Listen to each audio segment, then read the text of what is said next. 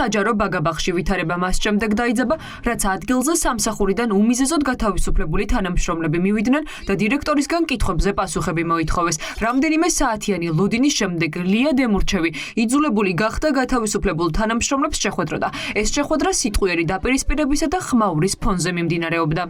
მე ვითხოვ იმას, რომ ამიხსნას ვინმემ რატომ მოვხდი მე ამაში. რა დავაშავე 11 წელია ვემსახურები პირნათლად არასოდეს ერთი შენიშვნა ჩემს მიმართ არც ერთი დირექტორისგან არ ყოფილა ვერ მისახელებს ვერაფერს ვერ მისახელებს რო ვეკითხები რატომ პასუხია მე არაფერი არ ვიცი არანაირი საყვედური არანაირ მშობლებს სიგიჟემდე უყარს ბავშვებს უყარს რა კრიტერიუმით გაანთავისუფლეს რატო დატოვეს ულუკმაბროდ ჩემი ორი შვილიშვილი მე ეს მაინტერესებს კითხვები დასვით შეხვედრაზე ყველაფერი კითხვები დავსვით მაგრამ პასუხი 0 რა ყავდა შიკრიკები ალბათ და ვინ მისი მომხრია ვინ რა თქვა ვინ რა გული დაუწერა ვინმეს ამის მე მგონია პოლიტიკური ის არის. დირექტორთან ერთად გამართულ შეხვედრას ბაღების სააგენტოს წარმომადგენელიც ესწრებოდა, თუმცა მათ ვერ განმარტეს, რა მიზეზით გაათავისუფლეს მრავალწლიანი სტაჟის მქონე აღმზრდელები საბავშვო ბაღიდან. სააგენტოს წარმომადგენელი ხომ ხართ თქვენ? როგორც დირექტორი ამბობს, სააგენტოს მიმართეთ და გითხარით ბატონო, სააგენტოს წარმომადგენელი ბრძანდებით და რატომ გაათავისუფლეთ ეს ადამიანები გითხარით?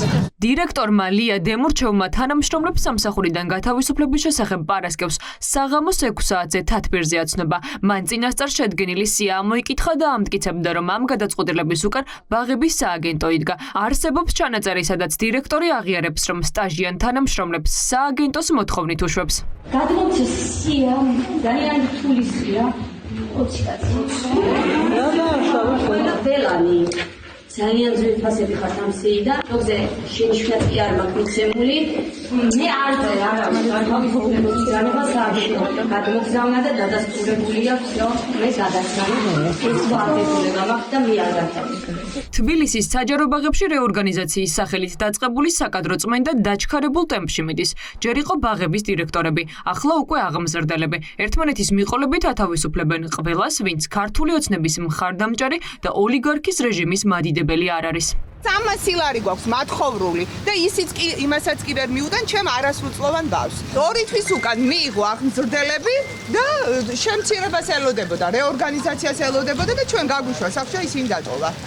ვეძებთ მიზეს, არ ჩაგვარდა ბრძანების ასლი, არც რეორგანიზაციის ასლი. ამ ქვეყანაში თუ არ ახარ პარტიული, ესე იგი არ აგაქვს მუშაობის უფლება.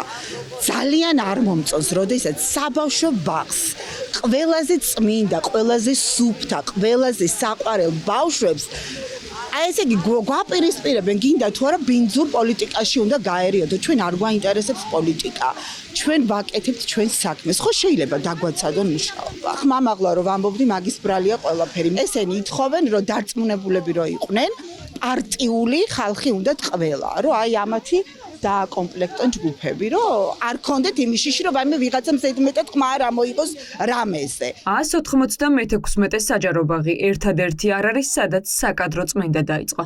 იგივე ვითარებაა ვარკეთილის 28 საჯარო ბაღში, საიდანაც ჯერ დირექტორი გაათავისუფლეს და 2 დღის შემდეგ 28 თანამშრომელი. მანანა ხეცურიანმა, რომელიც ამ ბაღს 20 წელი ხელმძღვანელობდა, არ იცის რა გახდა მისი სამსახურიდან გათავისუფლების მიზეზი. ზუსტად სახელი და გვარებით არიან შერჩეული ადამიანები. ნამდვილად იმიტომ, რომ ამათი ძალიან აქტიური მხარდამჭერი ყველა ბაღში დარჩა. რის საფუძველზეც გამანთავისუფლეს, ამის პასუხი ჯერ არ მაქვს. ეს ადამიანები, აი ვისაც ახლა თქვენ აქ ხედავთ, ეს არის ის ადამიანები, რომლებიც ამ საბავშვო ბაღში ქმნიდნენ ამინს.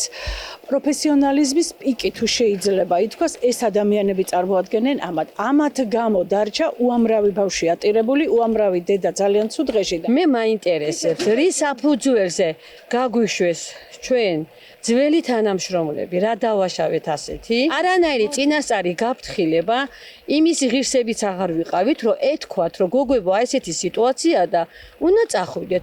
უმიზეზოდ გათავისუფლებულთა შორისაა 22 ბაღის ექთანი მზია გობეჯიშვილიც. ის თითქმის 45 წელია ბაღში ექთნად მუშაობს.